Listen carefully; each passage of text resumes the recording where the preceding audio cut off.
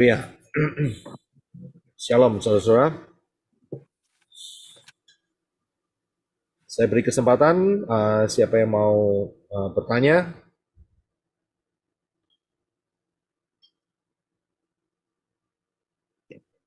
Ya, silakan Pak Herwin, silakan. Ya, selamat pagi. Terima kasih Pak Roy dan juga teman-teman semua. Selamat berjumpa kembali di acara kita pagi ini. Ya, terima kasih atas Ya, paparan hari ini, Pak. Saya mendapatkan banyak berkat. Uh, Salah satunya bahwa melalui pengajaran ini kita tahu bahwa Bapa Yahweh itu menyukai pemurnian. Ya.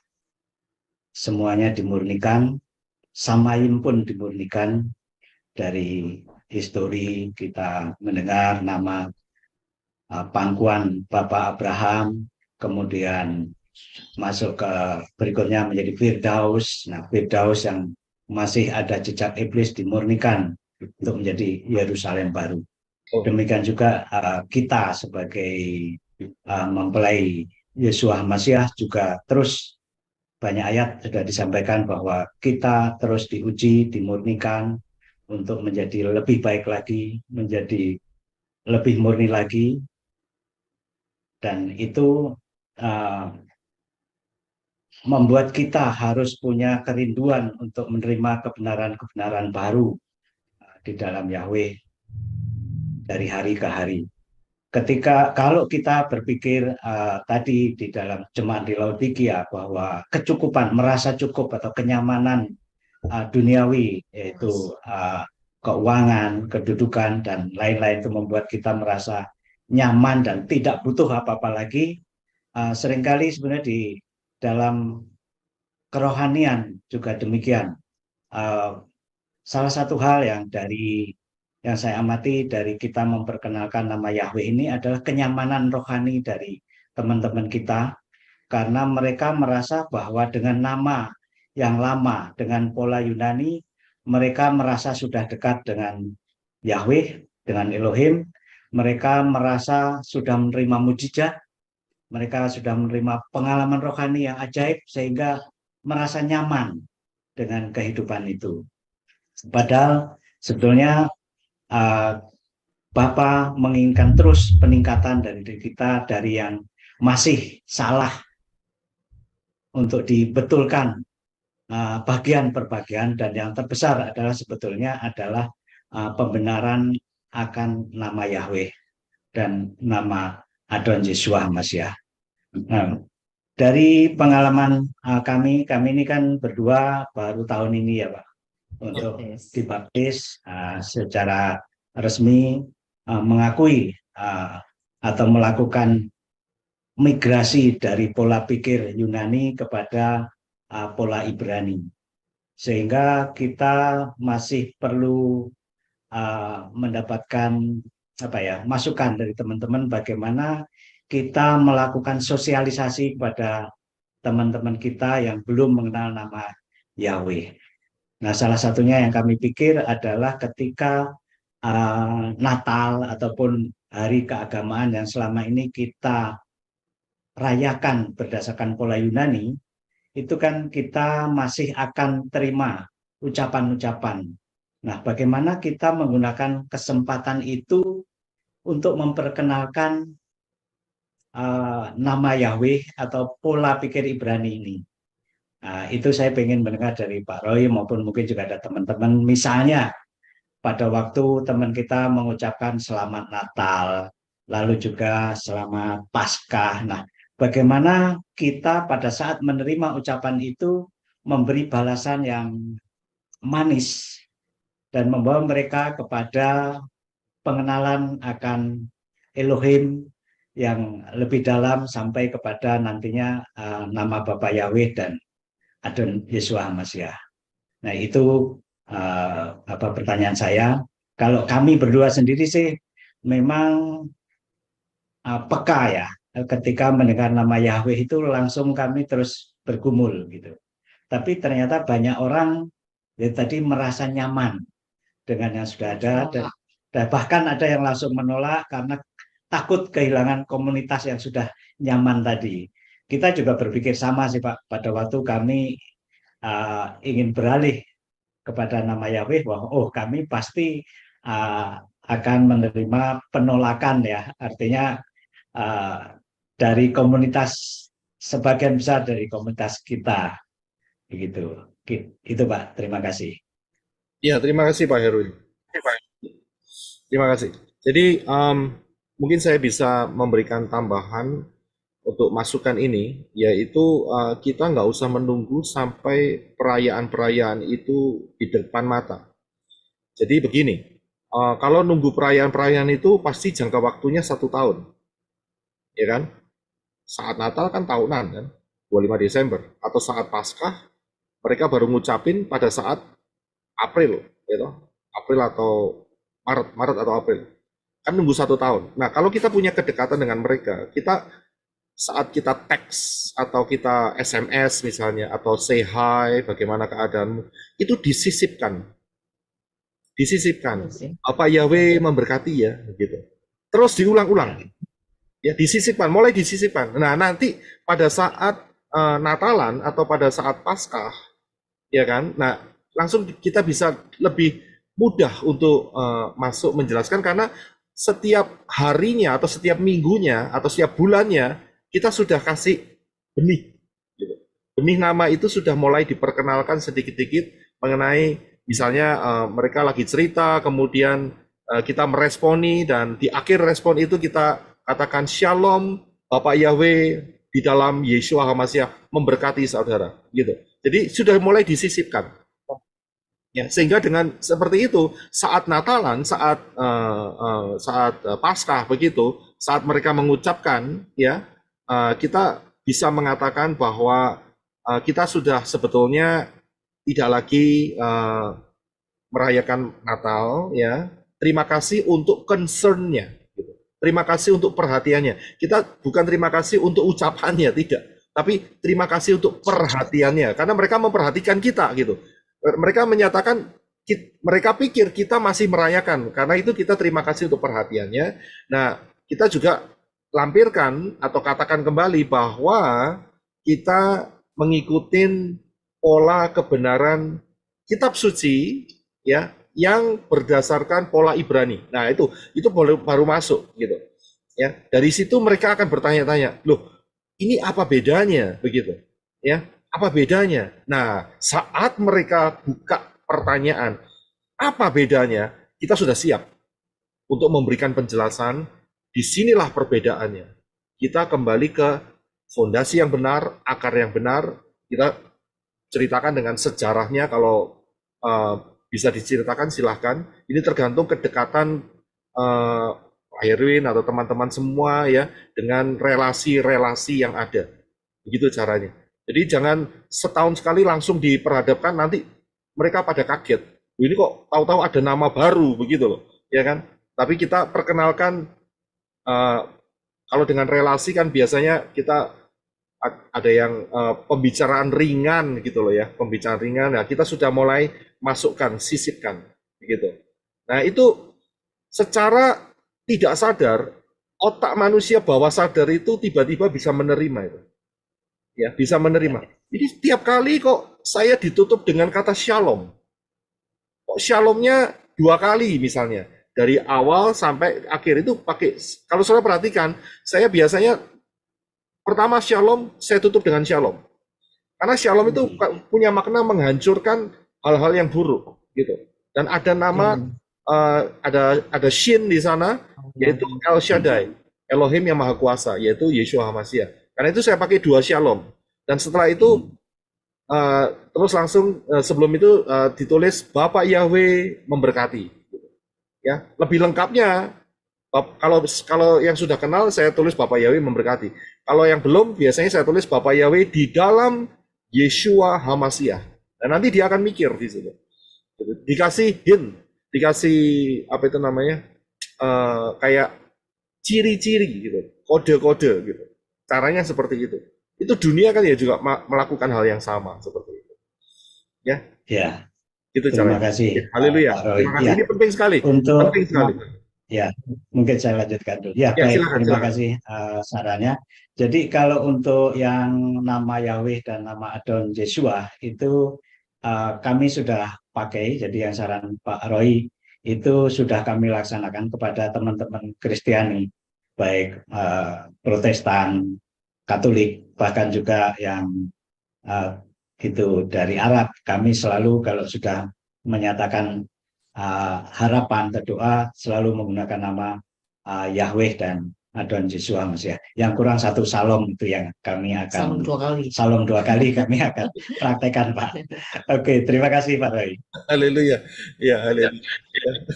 Jadi itu caranya pelan-pelan masuk ya. Karena terus terang yang bisa menjangkau kerabat atau relasi atau teman-teman di sekitar ya saudara semua begitu ya. Saya nggak mungkin bisa menjangkau kan nggak kenal begitu. Ya saudara itu pakai kesempatan itu paling efektif untuk bisa masuk ke dalam hati mereka.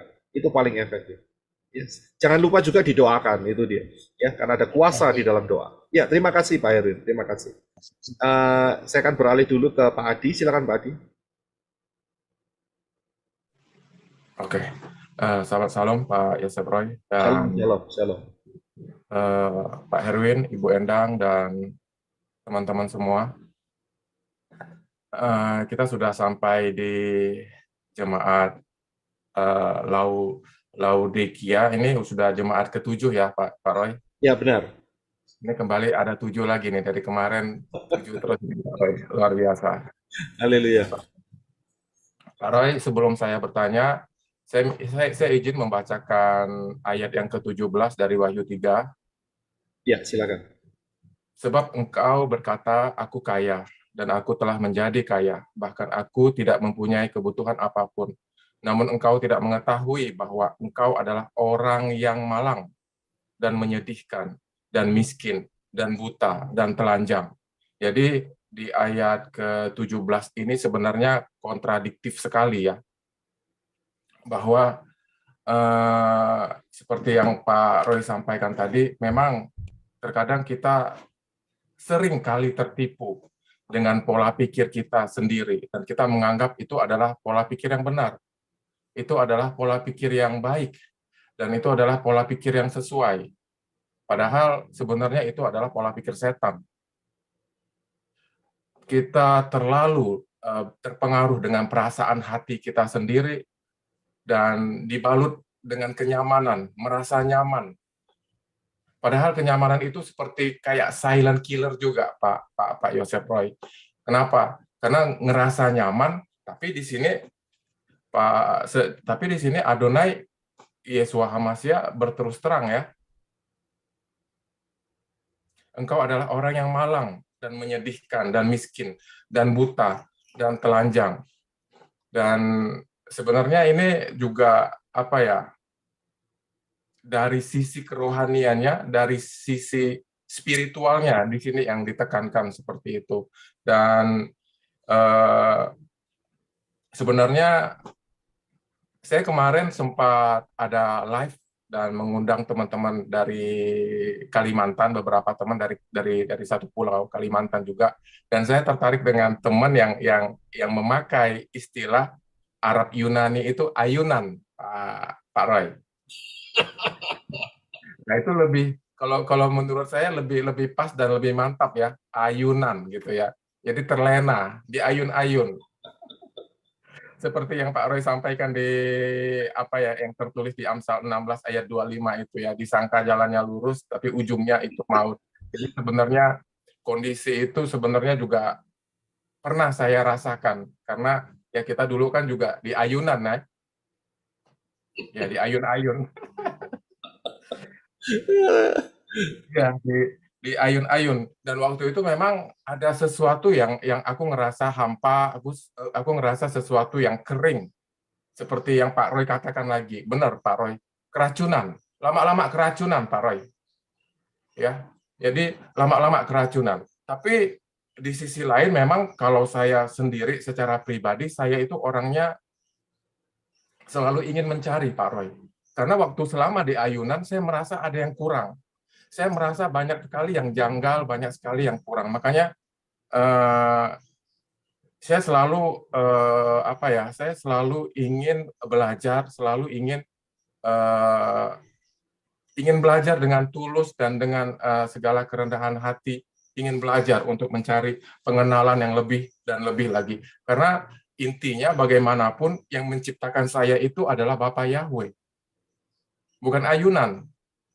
Otomatis kalau saya connect sama Bapa Yahweh, otomatis ada damai sejahtera yang beda dengan ketika saya connect sama ayunan. Karena yang menciptakan saya bukan ayunan. Jadi nggak bakalan connect. Dikonek-konekkan seperti apapun nggak bakalan connect. Yang menciptakan saya bukan ayunan. Tapi yang menciptakan saya itu Bapa Yahweh di dalam Adonai Yeshua HaMashiach. Jadi ketika saya kembali ke Bapa Yahweh di dalam Adonai Yeshua HaMashiach, ada satu sukacita, ada satu kekuatan, penghiburan, damai sejahtera yang memang porsinya Bapa Yahweh yang tercurah ke kita. Karena dialah pencipta kita yang sesungguhnya. Karena keselamatan dari dia, hidup kekal dari dia. Jadi seperti ini. Jadi yang pertanyaan saya, Pak Roy, ini kan kita kan mau fokus ke teman-teman yang di ayunan ini ya, di ayunan ini yang merasa apa ya, nyaman, yang merasa lurus jalannya, ya, yang seperti tidak ada masalah lagi. Cukup udah, ini semua udah beres, ini semua udah benar ini gitu. Nah, jadi sebenarnya untuk menggugah mereka itu seperti apa ya Pak Roy?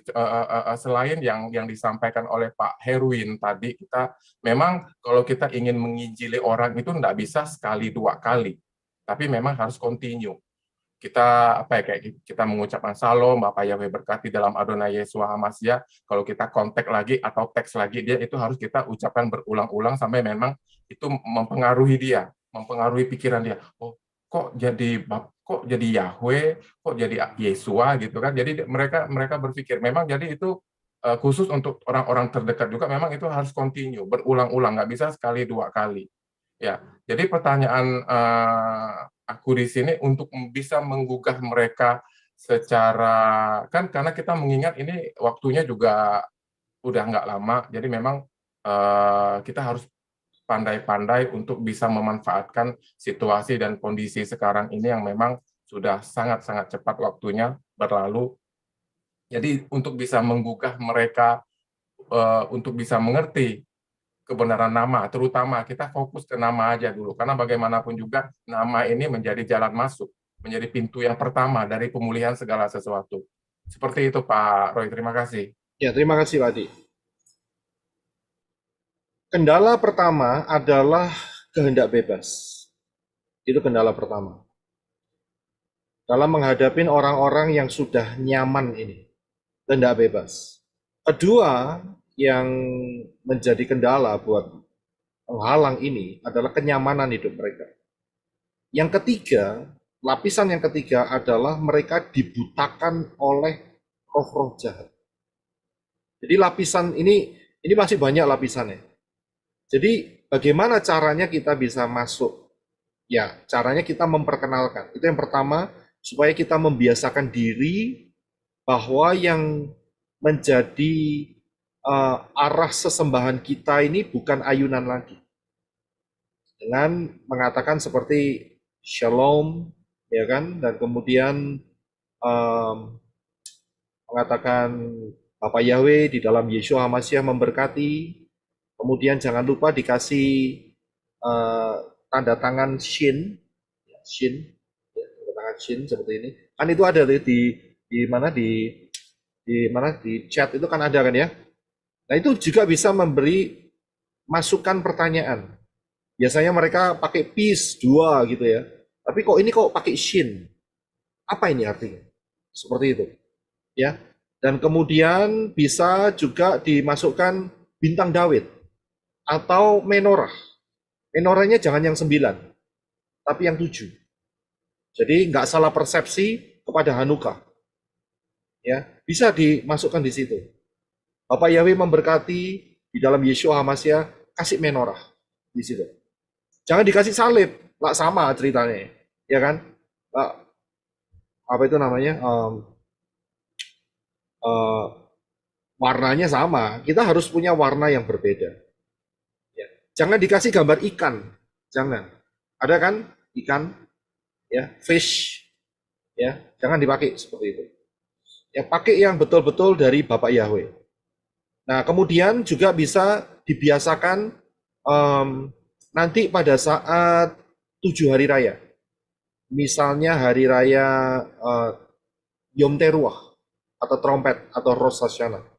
Nah, itu bisa mulai diperkenalkan sama mereka.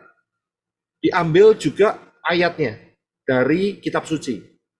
Ya, yang ada di dalam kitab Keluaran dan Imamat itu ada di situ. Ya, tulis di sana.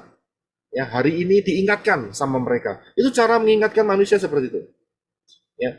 Nah, cara yang lain adalah dengan kita mendengar kepekaan dari ruah Yahweh Elohim. Apa yang menjadi titik celah orang ini? Nah, yang untuk yang ini ya, yang saya sampaikan ini butuh yang namanya kita peka dengan suara ruah Yahweh Elohim. Ya, kelihatannya orangnya nggak butuh apa-apa, tapi kan kita nggak tahu dia punya masalah apa. Ya kan? Kita nggak tahu kekhawatirannya dia apa. Kita nggak tahu concern atau apa yang menjadi isi hatinya dia. Nah, ini yang tahu, ini adalah ruah Yahweh Elohim. Nah, kita tanya dengan ruah Yahweh Elohim, saat kita hubungin orang ini ngomong apa supaya bisa masuk begitu. Ya, supaya bisa masuk. Jadi kita minta kepekaan ruah Yahweh Elohim. Nah, nanti ruah Yahweh Elohim akan kasih tahu. Karena ruah Yahweh Elohim ada dalam hidup kita, dikasih tahu, oh ini dia lagi khawatir mengenai situasi dunia. Nah, itu dia. Misalnya seperti itu. Tapi kan tidak semua orang khawatir soal situasi dunia. Ini salah satu contoh saja. Oh, kalau begitu masuknya dari mana? Dari apa yang terjadi dengan adanya kemungkinan perang nuklir, misalnya seperti itu. Dia lagi mikirin itu misalnya. Nah, kita bisa masuk di situ.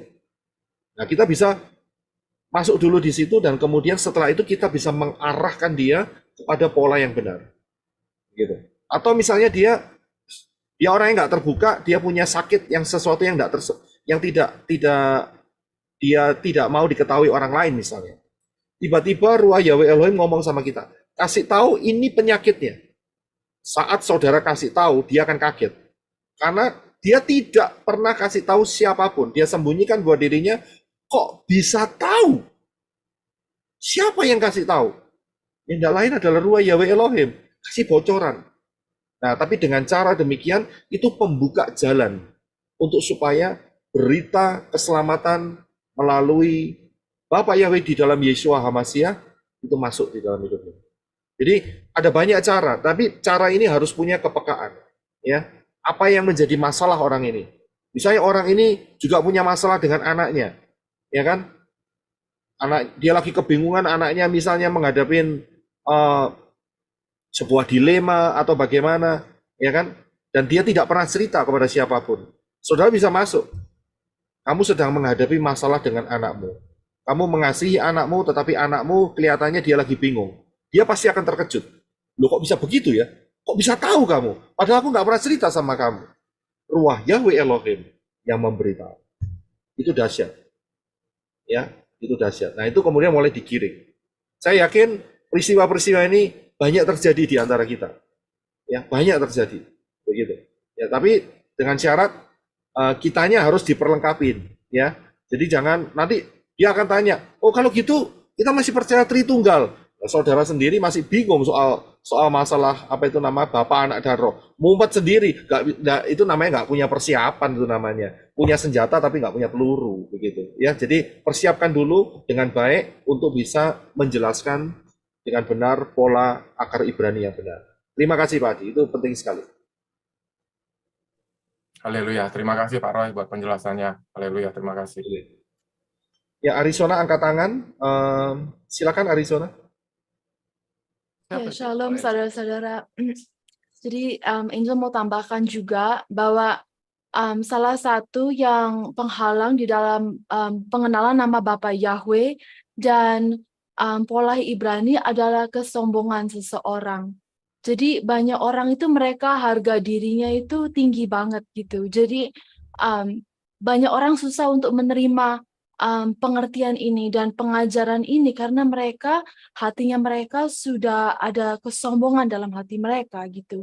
Seandainya mereka kalau misalnya mereka mendapatkan kehendak bebas ya, tapi mereka tidak ada hati kesombongan dalam hati mereka tapi mereka misalnya mau masuk dalam kebenaran, mereka bisa memilih sesuatu yang benar. Tetapi karena mereka sombong dan mereka congkak dan mereka percaya diri banget, maka itu mereka masuk dalam penyesatan dan tidak mau percaya dengan nama Bapa Yahweh begitu. Jadi kadang-kadang dalam hati kita, kalau kita menghadapi orang kayak begitu, kita kadang-kadang harus terang-terangan ya. Dalam hati kita juga nggak bisa ada keraguan dalam hati kita.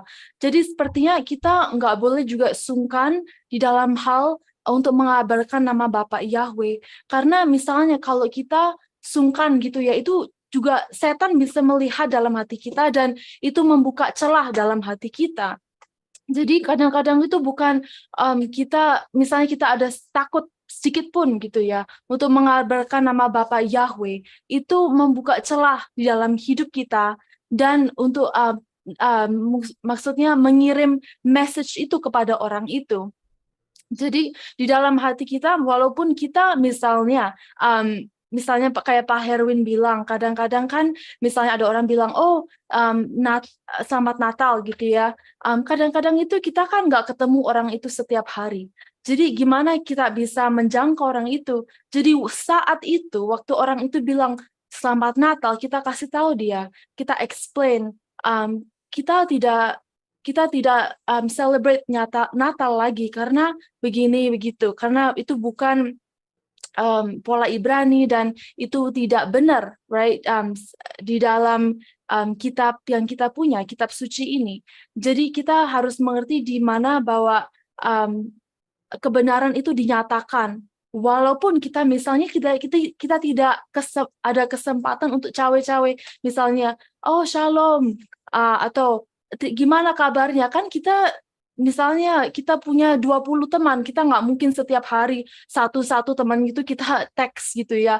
Kadang-kadang kita nggak punya waktu, tapi di saat momen itu, waktu orang bilang selamat Natal, itu momen kita untuk explain sama mereka kebenaran di dalam hidup mereka dan di dalam firman Bapa Yahweh. Dan hati kita di saat itu nggak boleh sungkan gitu. Jadi kita nyatakan nama Bapa Yahweh. Seperti kayak waktu kan kita kerja di rumah sakit ya, ada orang dia nggak ngerti namanya Jesus kan, mereka pakai nama Jesus. Jadi waktu itu Angel kasih tahu dia, Angel bilang, did you know, kamu tahu nggak namanya Jesus itu bukan namanya Jesus aslinya, namanya Yeshua. Dan orang itu bilang, oh terima kasih untuk saya dikasih tahu gitu ya, dan Angel nggak akan ketemu orang itu lagi gitu. Jadi kadang-kadang kesempatan itu momen, bukannya kita bilang oh shalom, masa Angel kan nggak bisa nge-text pasien Angel lagi gitu. Jadi kita kadang-kadang Bapak Yahweh bekerja di cara momen, bukan karena kita bilang shalom atau apa. Kadang-kadang orang itu nggak akan mengerti. Tapi kalau kita momen itu kita kasih tahu dia kebenaran dan kita pakai momen itu untuk kebenaran, itu di mana Bapa Yahweh akan buka jalan dan satu hari orang itu akan mengerti di mana semua ini akan terjadi gitu. Dan juga tambahan, tadi kan kita bilang tentang gereja Laodikia, dan kita mengerti bahwa gereja Laodikia itu adalah gereja yang suam-suam kuku. Dan juga luar biasanya Bapak Yahweh waktu warning hal ini, dikatakan di dalam sejarah bahwa 320 sekian AD, gereja Laodikia ini dia membuat suatu peraturan bahwa orang Kristen tidak boleh melayani Bapa Yahweh hari Syabat. Jadi hari Syabat itu kan hari Sabtu, right? Jadi waktu itu di dalam sejarah itu gereja Laodikia ini juga dia mengalihkan kebaktian hari Sabtu ke hari Minggu. Makanya itu kalau kita bisa bilang zaman sekarang ini orang Kristen yang masih tidak merayakan hari Syabat, mereka itu sama dengan orang suam-suam kuku. Karena gereja ini yang mengadakan, mengalihkan dari hari Sabtu ke hari Minggu. Jadi kita jangan mengikuti aliran Laodikia di mana hari Syabat itu tidak dihargai. Begitu. Amin. Haleluya, haleluya. Terima kasih banyak, Angel. Ya, ya, memang betul. Ya, ya sangat memberkati. Jadi momen itu penting. Ya, momen itu kadang nggak terulang lagi. Ya, jadi kita harus punya kepekaan dari Yahweh Elohim untuk bisa menjawab dan singkirkan masalah sungkan. Gitu ya, itu celah yang besar. Terima kasih, Angel. Terima kasih. Ya, ada yang mau menambahkan? Silakan Pak Erwin. Ya, terima kasih Angel. Apa sharingnya banyak hal saya sepakat tadi. Ada satu hal yang saya rasa menarik buat saya tentang informasi bahwa gereja Laodikia yang memindahkan hari kebaktian ya dari Sabat ke hari Minggu itu kita bisa dapat apa ya dokumen yang bisa kita pakai sebagai pendukung untuk menjelaskan kepada orang tertentu yang seringkali pengen mengetahui secara secara bukti begitu ya. Kalau boleh saya pengen dapat share-nya itu. Terima kasih. Shalom Pak Herwin. Ya, ada memang dokumennya. Seandainya kalau kita Google aja di Google, kalau kita taruh Laodikia Canon CANON 29 itu mereka ada peraturannya bahwa orang Kristen tidak boleh mengadakan kebaktian hari Syabat begitu. Di Laodikia Canon 29. Nanti Angel taruh linknya di chat ya. Oke, terima kasih Angel. Makasih, puji Bapa Yahweh.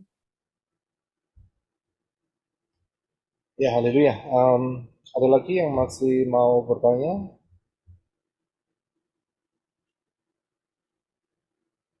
Ya, kalau belum saya akan coba menjawab dengan cepat. Ini ada pertanyaan di live chat ya. Saya Pak mau ini. Oh ya, silakan Ibu Hana, silakan. Hana. Ya, Hana Pak. Shalom. Ya, shalom Ibu Hana. Silakan Ibu Hana. Iya. Kalau saya menceritakan tentang Bapak Yahweh itu udah di setiap kesempatan sih ngobrol sama teman-teman. Memang sih teman-teman dekat gitu. Jadi setiap kali udah kalau kita latihan udah nggak sungkan lagi. Karena tidak akan ada pertengkaran. Karena saya bilang ini tidak diperdebatkan, renungkan saja, saya bilang. Itu aja. Jadi kita selalu happy bawaannya gitu. Terus saya membuktikan misalnya kita kasih hadiah lah apa gitu. Hadiah itu mungkin hanya tanaman kecil yang kita kasih untuk dia tanam, itu dia juga udah senang gitu. Itu aja sih. Jadi tidak dibawa ke perdebatan tapi ke persahabatan dan selalu ada saluran kasih terjadi pada itu gitu. Luar biasa. Gitu aja. Makasih Pak Roy. Ya, terima kasih untuk Ibu Hana untuk sharingnya. Ya, serta bisa memakai dengan cara yang Yahweh Elohim berikan hikmat kepada kita semua. Ini tadi saya dapat teks dari Ibu Rice. Katanya mau ada kesaksian. Shalom. Sebentar ya, Ibu Rice nggak kelihatan di sini ya. Oke, silakan Pak Nathanael terlebih dahulu. Ya, saya mau cerita bahwa akan menambahi dari cerita Pak Erwin ya, mengenai ucapan Selamat Natal. Saya memang sering setiap tahun mendapatkan ucapan seperti itu dari teman-teman, dari gereja, dari luar gereja, bahkan umat Muslim juga mengucapkan. Nah, pada waktu itu saya berkesempatan bahwa saya tidak harus tidak langsung menjawab terima kasih, enggak. Saya langsung jawab begini, saya sudah tidak merayakan Natal karena itu bukan Alkitabiah atau tidak ada di dalam Alkitab. Yang ada adalah Yesua lahir tanggal 15 Tisri. Pada waktu itu bertepatan antara Hari Raya Pondok Daun atau Sukot. Nah, di situ mereka bertanya, "Loh kok bisa?" Ya, karena saya kembali ke akar Ibrani atau firman Tuhan atau Alkitab yang asli. Kalau tanggal 25 Desember itu enggak ada. Kalau ada, tolong tunjukkan dan kirim ke saya. Gitu. Kemudian mereka juga berpikir dan bertanya, berarti yang saya lakukan ini salah? Iya salah, wong, karena kamu nggak berdasarkan landasan firman Tuhan, tapi berdasarkan pemikiran orang. Itu hari raya buatan manusia. Ya, kalau orang mengandalkan manusia itu akan dikutuk Tuhan, akan dikutuk Bapa Yahweh. Kalau kita mengandalkan kebenaran sesuai dengan firman Tuhan, kita akan diberkati gitu. Dan kemudian saya kirimkan share mengenai sejarah Natal, apa itu ya toh. Kemudian apa sebenarnya Sukot dan Pondok Daun. Itulah jawaban saya, Pak Roy. Tuhan Yesus memberkati. Ya, terima kasih Pak Nathanael untuk sharingnya. Ya, kita juga bisa menjelaskan secara langsung dari ucapan-ucapan yang mereka ucapkan. Ya, terima kasih Pak Nathanael ya, terima kasih. Ya, saya akan jawab dulu dari beberapa yang ada di chat ya. Ini saya mendapat pertanyaan dari Rini Agustin melalui WA mengenai kisah Rasul-Rasul 10 ayat 9 sampai 16. Ya, ini saudara bisa baca sendiri. Ini mengenai Keva yang saat itu dikasih penglihatan ada kain yang terjulur dari Shemayim yang isinya adalah binatang-binatang yang tidak layak untuk dimakan, ya, tidak layak untuk dimakan. Babi, udang, kerang, kepiting,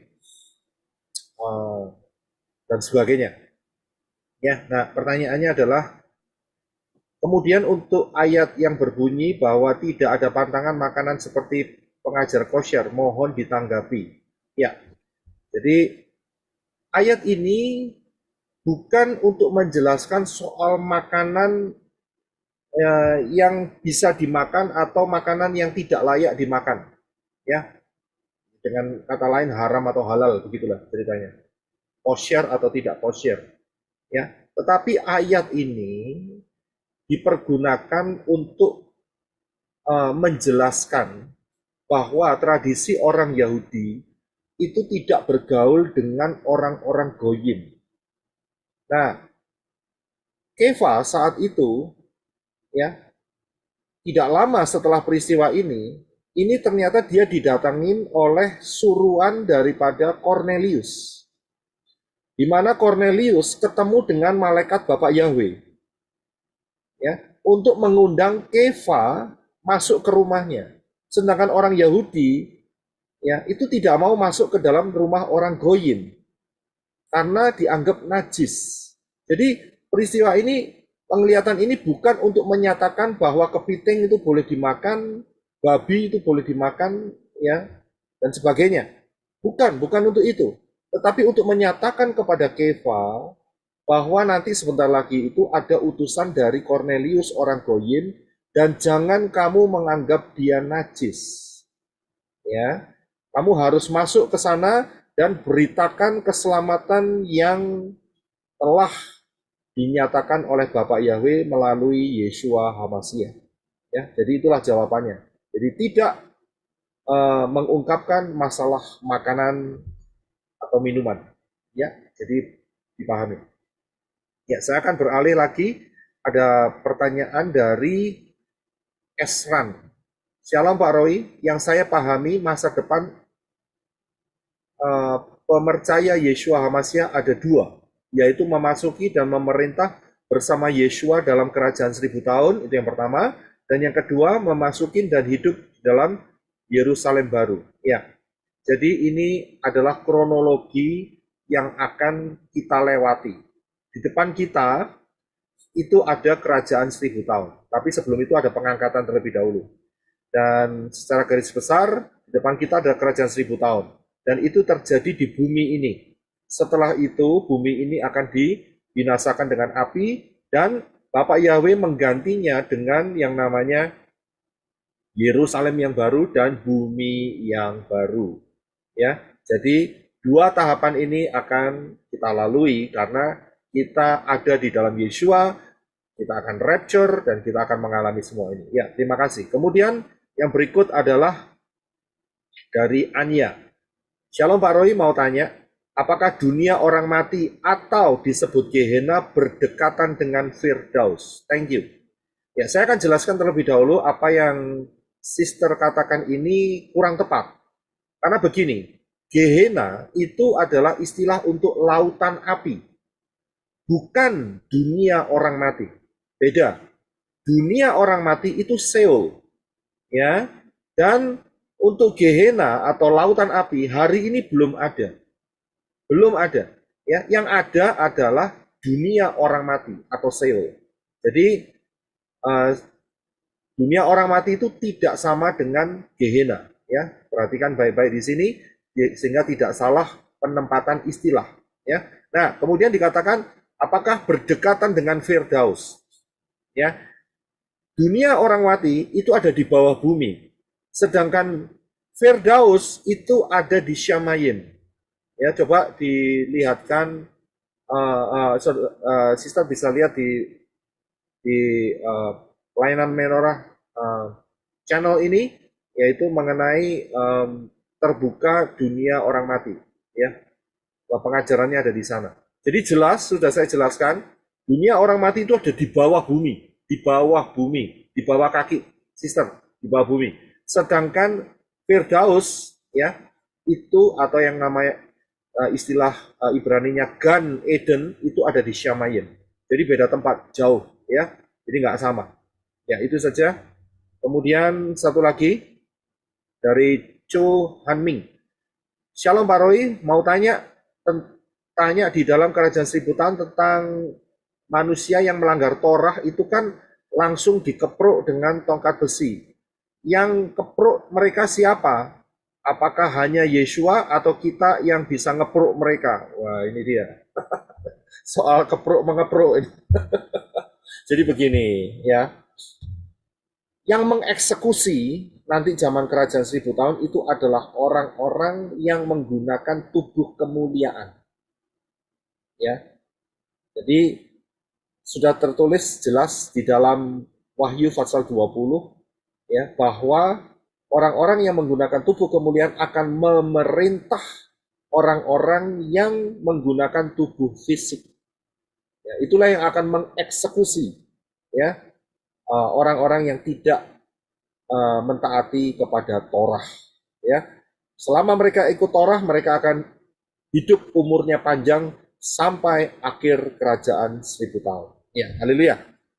Saya rasa nggak ada pertanyaan lagi.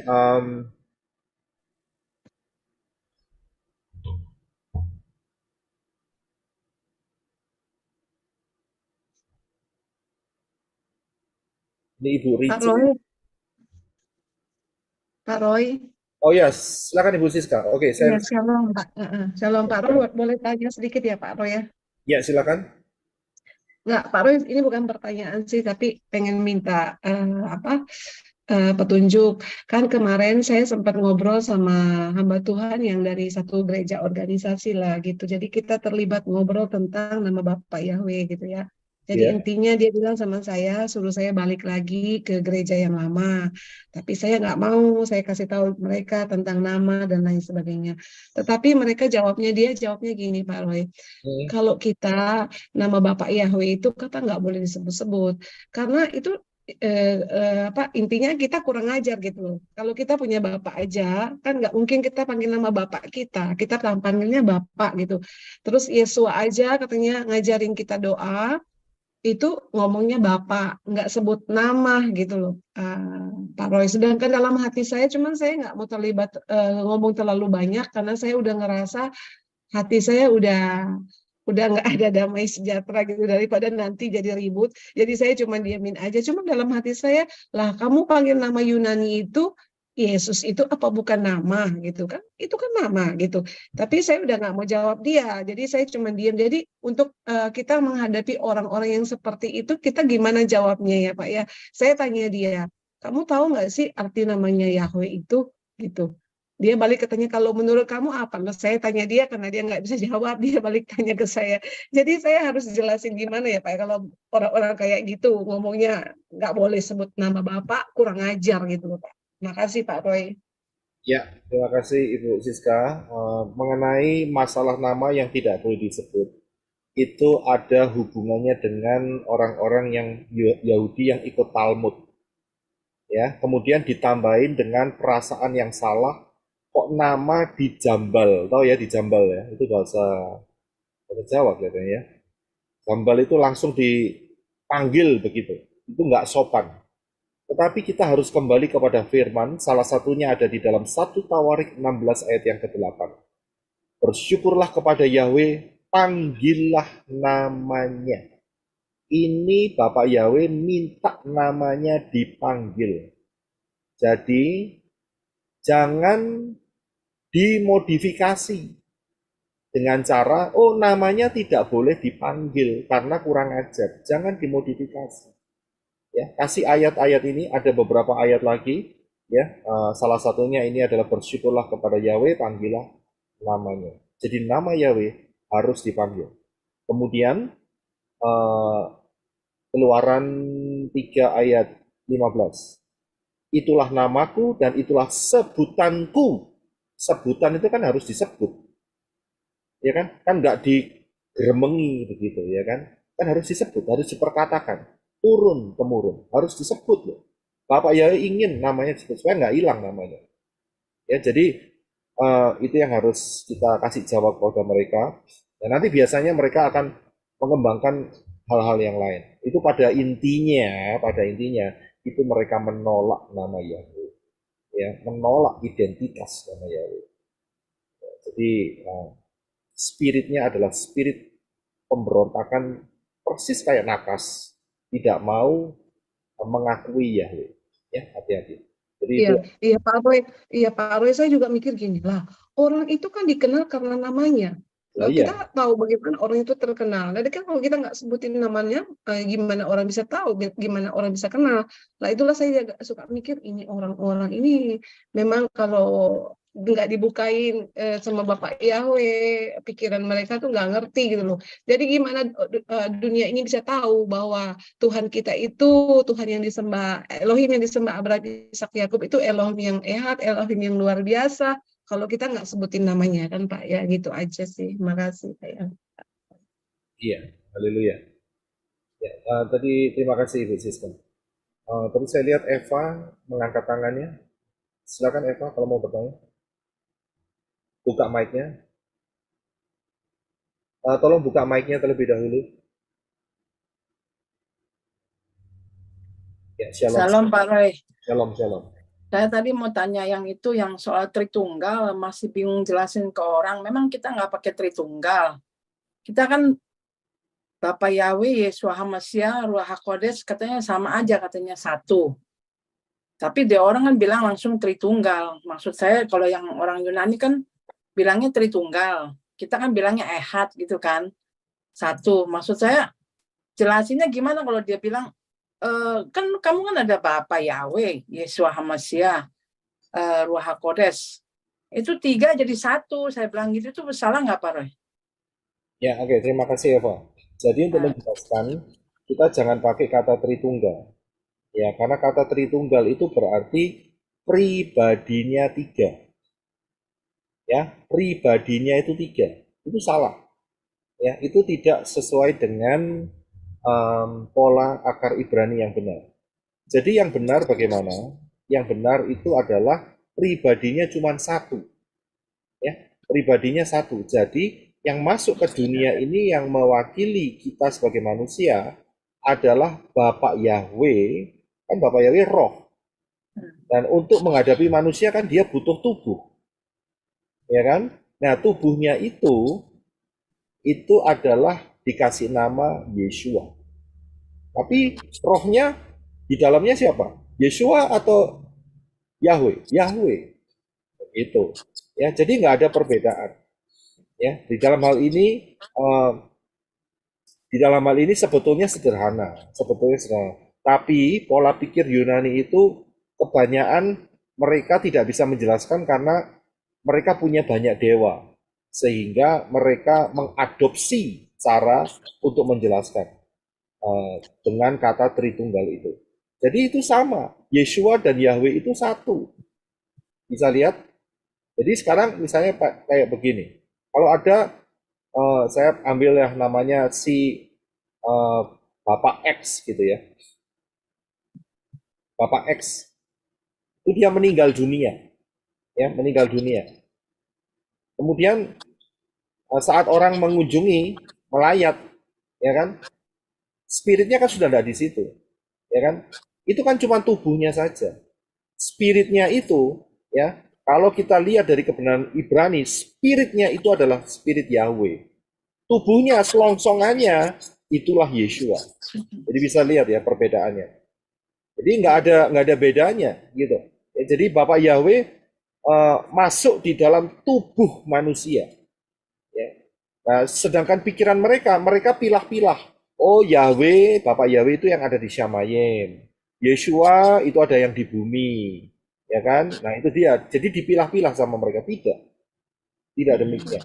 Ya. Jadi jelaskan sama mereka dengan apa adanya bahwa Bapak Yahweh yang adalah roh itu memakai tubuh dan tubuhnya itu dikasih nama Yeshua. Begitu.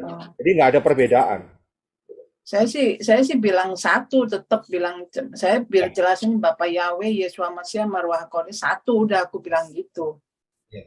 Cuman nggak tahu explain-nya bagaimana. Dia bilang, oh ya kan sama, Bapak Putra, menurut dia orang ya Yesus sama ya itulah Roh Kudus satu, dia bilang gitu, jelasnya gitu. Ya. Tapi mereka konotasinya mereka memilah-milah 3 pribadi. Ya. Oh iya. Kesalahannya di Tritunggal. Kesalahannya ada di sana. Kesalahannya adalah dipilah-pilah. Ya. Oke, Pak Roy, thank you. Ya, thank you. Terima kasih untuk Eva buat pertanyaannya, itu penting. Ini ada Arizona angkat tangan, silakan Arizona. Kalau ya, tadi tentang Tritunggal itu, ini ada kesaksian ya. Waktu itu ada orang yang percaya dengan Tritunggal itu.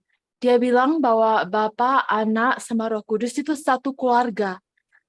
Terus dia bilang bahwa Bapa, Anak, dan Roh Kudus itu satu keluarga, dan itu mereka merupakan sebagai menjadi kayak melengkapi, saling melengkapi. Makanya itu mereka Tuhan. Begitu. Ternyata itu adalah definisi dari fondasi dari pengertian Yunani itu. Dan waktu itu Angel kasih tahu mereka bahwa Bapa Yahweh sama Yeshua itu satu. Jadi Bapa Yahweh itu rohnya, Yeshua itu tubuhnya, dan yang tadi dijelaskan itu Setelah itu, waktu itu Angel datang ke rumah orang itu, Angel diberikan makanan sama orang itu. Setelah diberikan makanan, sebenarnya Bapak Yahweh sudah kasih tahu, jangan terima makanan itu, tapi waktu itu Angel sungkan ya sama orang itu. Jadi akhirnya Angel ambil makanan itu. Setelah pulang rumah, Angel kok nggak enak gitu hatinya. Terus Bapak Yahweh suruh, kamu harus kembali, kamu balikin ke dia makanan itu, kamu jangan makan, dan kamu tulis dia surat bahwa Bapa Yahweh itu sama Yeshua Mashiach itu adalah echad. Mereka itu adalah satu gitu. Jadi waktu itu Angel balik ke rumahnya dia, Angel serahkan makanannya, dan Angel juga nulis surat untuk orang itu. Begitu. Jadi setelah itu Angel kasih tahu dia juga bahwa Bapa Yahweh itu tidak perlu keluarga untuk menjadi lengkap. Gitu ya. Jadi konsep dia kalau Bapak Yahweh, kalau Tuhan itu lengkap, mereka harus ada lebih dari satu. Ini gini, Angel bilang bahwa Bapak Yahweh itu berkuasa, tidak seperti kayak manusia. Di mana Bapak Yahweh itu tidak perlu ada partner, tidak perlu ada sahabat untuk atau keluarga untuk menjadi lengkap. Kalau manusia, kita perlu Bapak Yahweh. Kita perlu orang kedua. Tetapi Bapak Yahweh itu tidak perlu siapapun untuk menjadi lengkap di dalam diri dia. Untuk menjadi kasih, Bapak Yahweh tidak perlu ada 3 orang dan harus melengkapi seperti kayak keluarga begitu. Jadi waktu itu Bapak Yahweh suruh Angel balik ke rumah orang itu dan mengatakan bahwa Bapak Yahweh itu echad, di mana dia itu satu, bukan 3, bukan 2, tapi satu. Gitu. Iya. Amin. Haleluya. Haleluya. Benar. Thank you, Angel. Puji Bapak Yahweh. Ya, haleluya. Ya, terima kasih. Ya, Angel. Pak. Ya, Pak Roy, saya juga mau nambahin sedikit, Pak Roy, tentang apa yang tadi Angel bilang. Memang sih orang-orang juga suka bilang nih, suka nuduh, Tuhan kamu kok 3, Tuhan kamu kok banyak gitu ya. Saya sekarang cuma jelasin aja, saya bilang, Tuhan saya itu nggak banyak, Tuhan saya cuma satu echad, dan dia itu Tuhan. Kalau dia mau jadi 10, dia mau jadi 20, dia bisa, saya bilang itu, karena dia maha kuasa. Jadi Tuhan saya satu, yang turun jadi manusia. Kenapa dia jadi manusia? Karena dia itu mau cari anak-anaknya yang hilang. Karena anak-anaknya udah ngelupain dia. Jadi dengan dia jadi manusia, dia bisa dekat sama anak-anaknya. Jadi kalau dia mau jadi manusia, dia mau jadi apapun, dia bisa. Karena dia maha kuasa. Gitu aja. Karena orang suka salah kan, Pak. Oh, Tuhan kita beranak, Tuhan kita banyak, dan lain sebagainya. Seperti itu, Pak Roy. Terima kasih.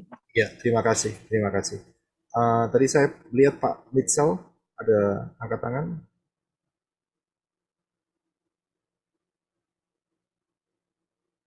Kalau mau masuk silakan Pak Mitchell, bisa buka mic-nya. Mic-nya ya. Ya, Shalom, shalom, Pak. Shalom Pak Mitchell. Shalom. Sudah agak terlambat tadi. Soal makanan itu kan, Pak, banyak ayat-ayat yang diterjemahkan itu hanya karena keterbatasan kosakata bahasa Indonesia. Nah, soalannya kan begini. Misalnya waktu di Tanak ya, di Torah itu waktu segala yang bergerak misalnya kan, segala yang bergerak boleh dimakan waktu Nuh. Iya. Nah, itu dalam bahasa Ibrani kan bentuk singular, Pak, bukan plural. Jadi kan kalau makanan kan kalau dia singular itu berarti kan dia mengarah ke tahor. Tapi kalau dia plural berarti campur kan. Iya. Nah, masalahnya itu keterbatasan bahasa Indonesia. Kita tidak punya terjemahan kalau untuk kata singular itu apa, untuk segala sesuatu atau apa saja. Kalau plural kita tidak punya. Nah, terjemahan itu yang selalu dipegang. Nah, sama dengan kalau kita baca naskah perjanjian naskah Brikadasa dalam naskah Yunani, ya kan mereka masih memegang bahwa itu naskah asli yang mereka pegang karena itu dokumen. Apa saja di situ, apa saja, segala sesuatu itu bentuk singular semua, Pak, bukan plural.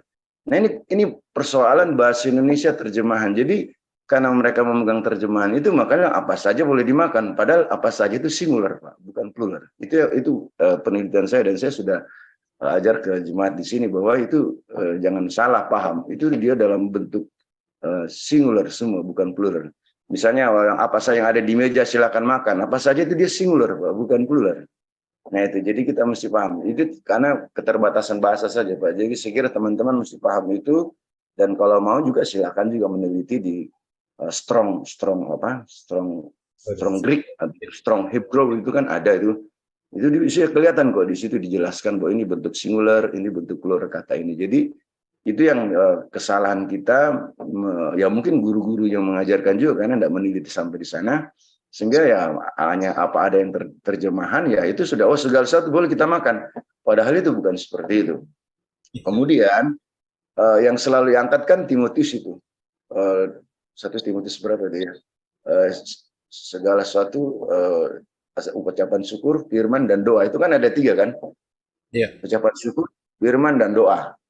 Ucapan syukur, firman dan doa. Nah, kalau dalam bahasa Yunani kan di situ logos. Logos itu kan yang tertulis dan itu mengarah ke tulisan para nabi. Ya, itu pasti mengarah ke tanah. Nah, jadi yang selalu pendeta mengajarkan kan yang penting ucapan syukur dan doa. Lalu firman mana? Padahal kan di situ ucap syukur, firman dan doa. Nah, firman yang mana? Ya firman yang tertulis. Nah, ini kan Timotius yang diberi surat. Tentu dia dalam konsep Timotius ya pasti itu adalah Tanakh, karena itu yang tertulis saat itu. Karena waktu itu kan apa yang disebut Injil kan belum ada ya. Jadi yang maksud itu firman. Nah, itu jadi teman-teman saya kira yang ada di ruang Zoom ini ya mungkin perlu memberitahu buat para teolog mereka ya, tolong lihat kata segala sesuatu itu singular supaya mereka membuka dan belajar bersama-sama. Saya kira itu saja Pak. Terima kasih. Iya, terima kasih Pak Mitsu. Terima kasih untuk tambahannya. Melengkapi sekali. Terima kasih, luar biasa. Ya, haleluya. Terima kasih banyak. Saya lihat tadi ada Sister Yemima, angkat tangan, silakan. Shalom Pak Roy. Shalom. Ya, saya mau bertanya nih sekalian, saya mau minta solusi begitu. Nah, saya kan kerja itu di penitipan anak ya, di daycare, dan itu memang berbau rohani. Hanya saja memang masih memakai Yunani dan Arab begitu. Nah, jadi kami ini kalau pagi itu kan ada worship tuh. Nah, jadi saya ikut di situ begitu dan sambil melakukan anak-anak, tapi kan mereka masih menyebut nama itu ya, nama yang Arab dan Yunani gitu. Terus solusinya gimana ya Pak? Padahal kan saya di situ kerja begitu. Dan yang kedua gini Pak, kan anak-anak ini kan makan ya sarapan pagi begitu ya. Nah jadi kan mereka kan masih makan itu ya. Jadi kadang mau nggak mau terhirup oleh saya begitu. Apakah itu salah atau bagaimana ya Pak? Mohon solusinya, itu aja sih. Iya, terima kasih untuk pertanyaannya. Yang nomor 2 dulu, menghirup tidak sama dengan makan. Ya, beda. Menghirup dan makan tuh beda. Ya, menghirup kan masuk dicium lewat hidung gitu ya. Aromanya itu tidak sama dengan makan. Asal tidak tergoda untuk mencicipin, gitu aja bedanya, ya kan? Iya. Jadi tipisnya itu ada di situ. Jangan sampai terhirup kemudian tergoda untuk makan. Nah itu salah sudah, ya kan? Ya kan? Salahnya kalau saat sudah masuk di mulut mencicipi, nah itu baru salah. Kalau masih tergoda masih belum salah, langsung diusir godaannya begitu, ya. Oke. Nah, ya jadi kalau untuk masalah pekerjaan memang sangat dibatasi dengan peraturan, tetapi bisa dijelaskan kepada pimpinan bahwa iman percaya daripada Sister Yemima itu kepada akar Ibrani yang benar, begitu. Harus dijelaskan, ya. Mungkin kitab sucinya mirip-mirip gitu, hampir sama, ya kan? Ya memang ada kesamaan kalau melalui perjanjian lama dan Tanakh, ya kan? Dan juga harus dijelaskan supaya mereka paham mengapa misalnya nanti saat disuruh berdoa pas kejadian Sister Yemima dikasih jadwal doa, ya dikasih tahu bahwa yang saya sebut itu bukan Yunani, tapi Yeshua, begitu. Ya, jadi harus dijelaskan sama mereka. Mereka harus tahu bahwa keimanannya Sister Yunani ini fondasinya ada di mana. Kalau nggak dijelaskan, itu akan menjadi jerat. Ya, akan menjadi jerat.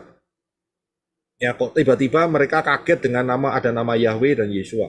Ya, kalau dengan cara komunikasi, dengan kedekatan dan dikasih explanation atau penjelasan, saya yakin itu akan bisa menerobos pola pikir mereka, dan saya yakin Sister Yemima akan menjadi terang untuk komunitas di mana Sister Yemima sedang bekerja sekarang. Ya, jelaskan saja sama mereka. Lawang yang agama lain aja berani menjelaskan, oh kita kok tidak berani, ya kan? Itu dia. Ya, jelaskan saja.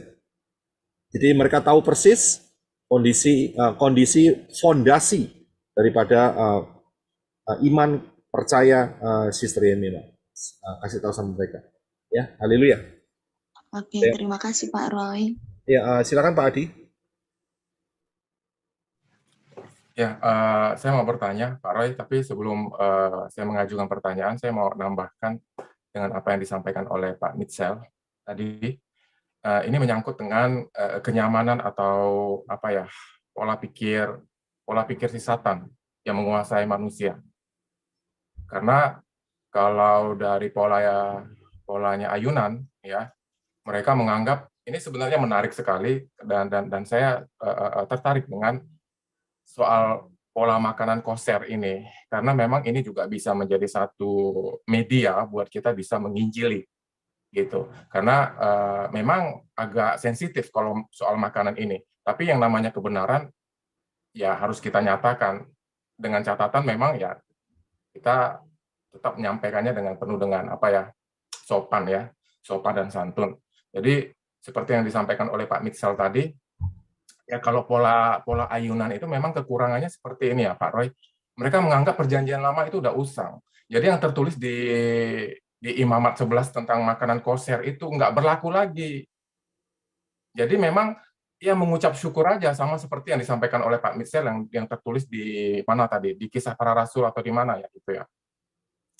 Ya mengucap syukur aja. Dalam nama Adonai Yesus Hamasiah, firman-nya hilang.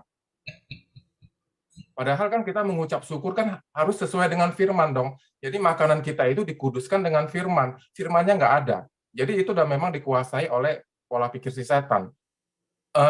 Terlalu memikirkan kenyamanan, terlalu memikirkan apa ya, selera makannya atau apa ya istilahnya itu nafsu makannya. Jadi firman tuh jadi nggak dipakai. Nah, masalahnya tuh sebenarnya di situ. Karena memang untuk menguduskan makanan itu ya tetap kita pegangannya fondasinya firman.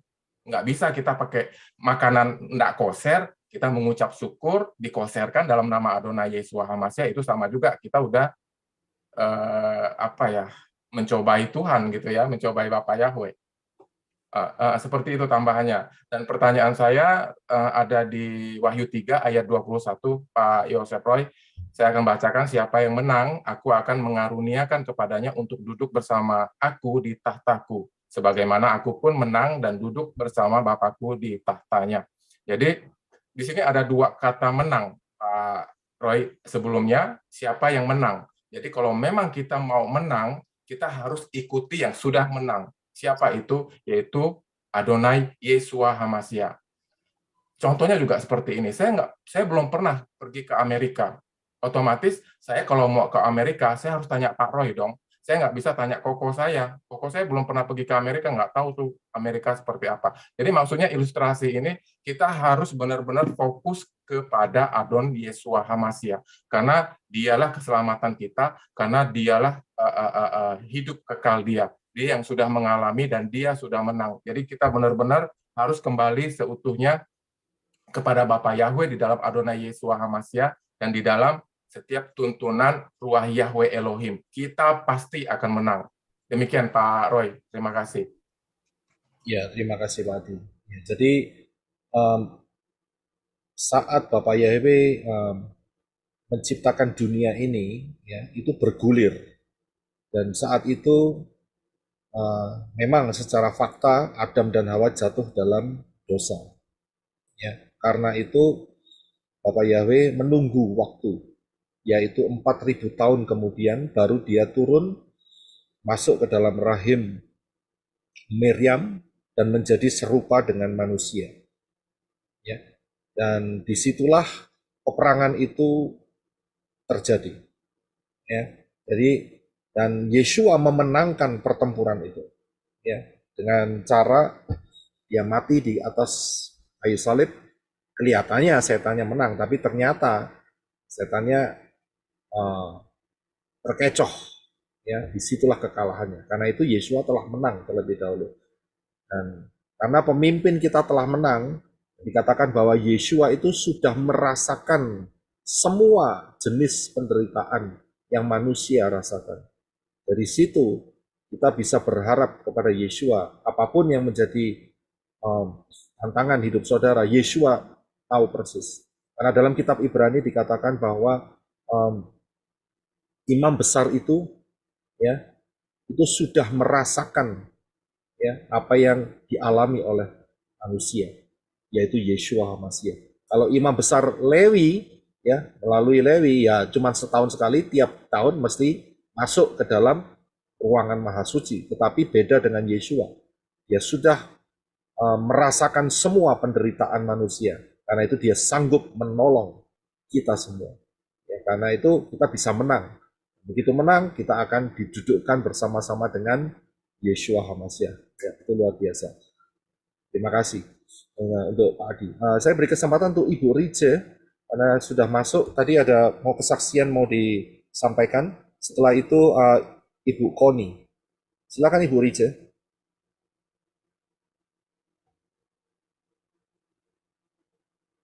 Silakan Ibu Rice. Mic-nya bisa dibuka.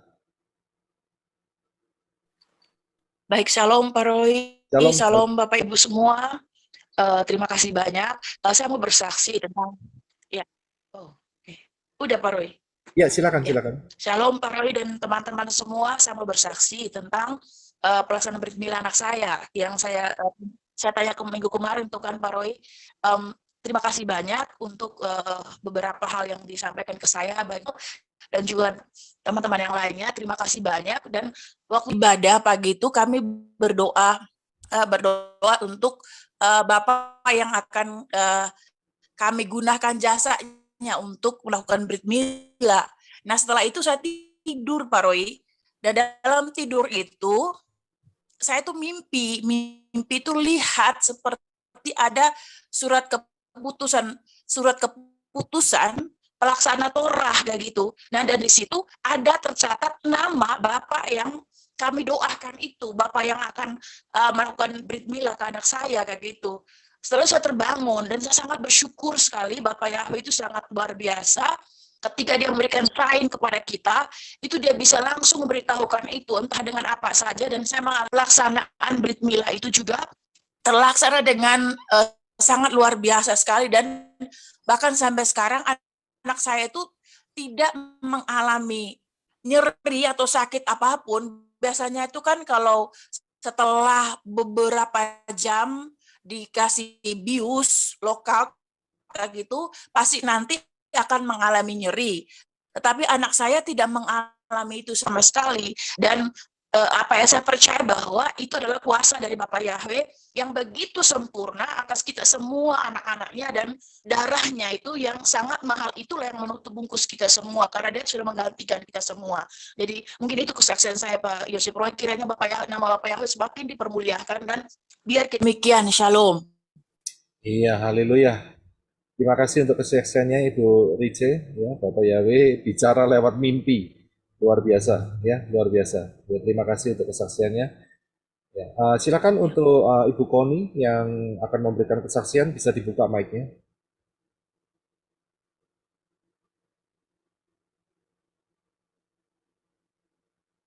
Shalom Ibu Koni.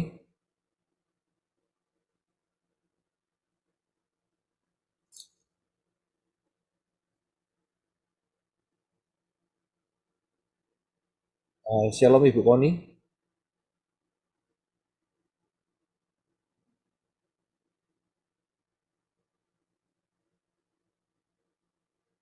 Ya, belum ada respon.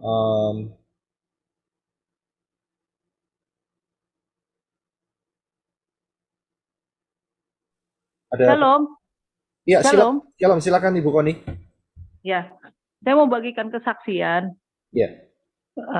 Mengenai kita share kepada teman-teman yang masih menyembah Yunani, kita share Torah, firman Bapak Yahweh, dan saya mengalami ya ada juga yang menolak, mereka protes, dan malah mereka kasih firman lagi, dan Dan saya itu nge-share-nya itu di berbagai grup-grup, kadang-kadang grup umum saya share aja, karena sebelum saya share itu saya berdoa kepada Bapak Yahweh, diberikan keberanian, diberikan wibawa, diberikan supaya mereka tuh sungkan setiap mereka lihat firman Bapak Yahweh, mereka langsung bisa connect gitu. Itu doa saya gitu kan. Nah, satu kali saya share nih di beberapa grup, mau umum, mau ini, karena pikiran saya gini, waktunya sudah nggak lama lagi, jadi saya perlu lebih mempercepat gitu. Dan memang setelah saya berdoa itu, Bapak Yahweh berikan keberanian untuk nge-share. Dan memang jujur itu kita tuh perlu yang namanya berlatih untuk punya keberanian. Ya, saya lihat juga Pak Roy luar biasa, punya keberanian yang luar biasa memberitakan firman ini. Oleh sebab itu, saya juga termotivasi. Karena saya pikir kasihan ya di luar sana nggak tahu bahwa hari-hari udah mau berakhir gitu kan. Jadi saya perlu harus share. Nah, dan saya diingatkan bagaimana cara saya harus nge-share. Seperti yang Bapak Roy bilang tadi, awal-awalnya saya nge-share-nya itu shalom, terus diakhiri dengan Bapak Yahweh memberkati. Kalau pagi-pagi itu saya selalu bilang shalom aleichem, segala kemuliaan, hormat bagi Bapak Yahweh, itu awalnya begitu. Terus saya share yang ada dari di grup-grup. Ada yang bagus dari Papi Lukas, share firman Bapak Yahweh, video-video saya share. Ya, awalnya saya tahu ada beberapa teman yang nggak mau nonton, tapi saya share terus. Terus saya doain, setiap saya share saya doain. Sampai satu ketika karena saya fokusnya untuk mereka tahu tentang firman Bapak Yahweh. Jadi dikasih hikmat bagaimana cara nge-share-nya kan. Dan setiap saya nge-share sekarang, saya nggak punya ketakutan. Jadi aura saya itu selalu sukacita. Setiap saya nge-share, saya yakin mereka akan baca. Bapak, biar setiap yang nonton, yang lihat mereka baca. Gitu. Jadi saya udah, untuk saat dulu saya masih sungkan. Tapi sekarang ini, saya nggak pernah ada sungkan lagi. Saya share aja. Mau umum, pokoknya di status WA saya share. Jadi firman yang dari kitab suci ILT, itu saya share dari Kejadian awal. Terus saya juga kadang share yang dari Matius. Saya share aja, saya screenshot, saya share terus. Dan puji Bapak Yahweh, penontonnya itu banyak yang Muslim. Dan setiap saya share, mereka lagi. Saya kan share berhari-hari di status saya. Terus itu nggak henti, saya share aja setiap firman. Dan penontonnya bertambah lagi di status. Mereka kayak, saya tuh bersyukur ya, karena penontonnya banyak, dia lagi gitu loh. Akhirnya sekarang tambah banyak orang-orang Kristen juga. Dan setiap ada di grup-grup pun, saya nggak sungkan, saya bilang shalom, selamat pagi, mau diumum kek, mau di apa kek. Ya, jadi saya mencitrakan diri saya anak Bapak Yahweh. Di dalam pikiran saya ini representatifnya Bapak Yahweh. Bahkan saya udah berani share yang video Pak Roy. Karena menurut saya video Pak Roy itu luar biasa ya, ini kayak mendobrak banget. Jadi ada sesuatu yang luar biasa yang orang-orang harus tahu. Jadi saya share juga. Kalau padahal banyak ekstrimnya, tapi saya udah nggak lihat itu lagi. Karena saya ngelihatnya gini, orang harus tahu, harus dengar. Ini udah mepet waktunya. Kan sekarang ini zamannya Noah. Bentar lagi mau ditutup pintunya gitu kan.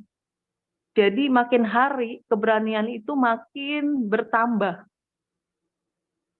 Bahkan waktu kemarin mama saya itu merayakan Idul Adha.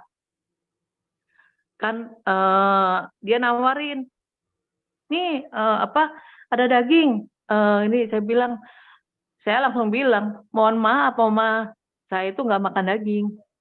Akhirnya bertepatan besoknya itu 2 hari kemudian mama saya ulang tahun. Terus saya lihat kan banyak rendang di rumahnya. Mama saya tetap datang, saya itu tetap datang ke ulang tahun mama saya. Tapi sebelum datang saya udah bilang sama suami, anak-anak saya, kita nggak makan sesembahannya para dewa ya. Jadi jangan disentuh. Saya ingetin seperti itu. Akhirnya waktu kita datang ke ulang tahun, saya tahu itu kan daging-daging yang bekas kemarin itu kan banyak banget gitu kan. Bahkan dia suruh bawa. Waktu saya ditawarin, saya bilang mohon maaf, kami semua nih nggak makan daging. Saya bilang begitu.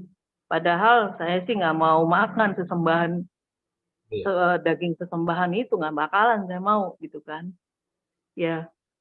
Dan akhirnya dari sejak itu makin hari makin keberanian itu makin bertambah.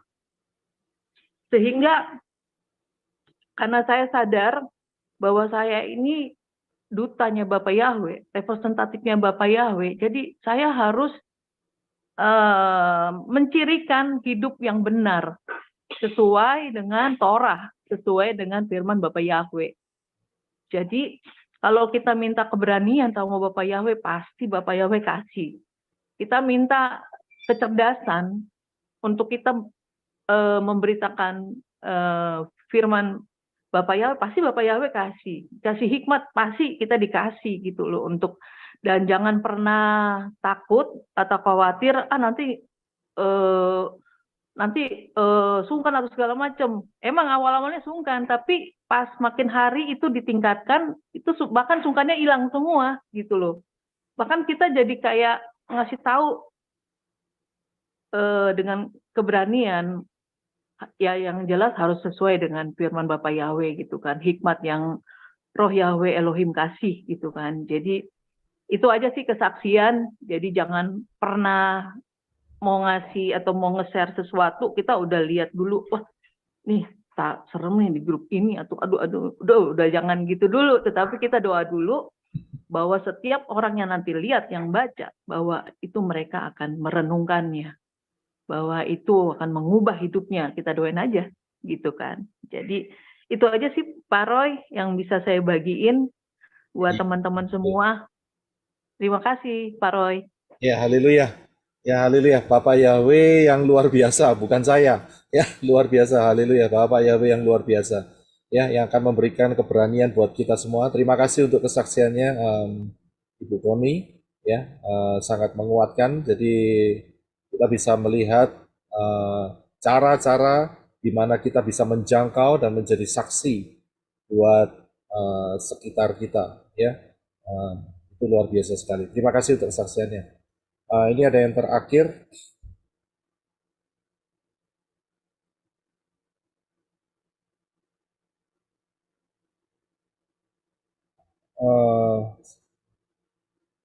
Ya, ini dari Ibu Siska. Dia bilang melalui chat, Shalom Pak Roy, aku curiga babi ini benar-benar binatang yang nggak boleh dimakan, selain binatang yang lain. Karena waktu di Gerasa, roh legion masuk ke babi-babi.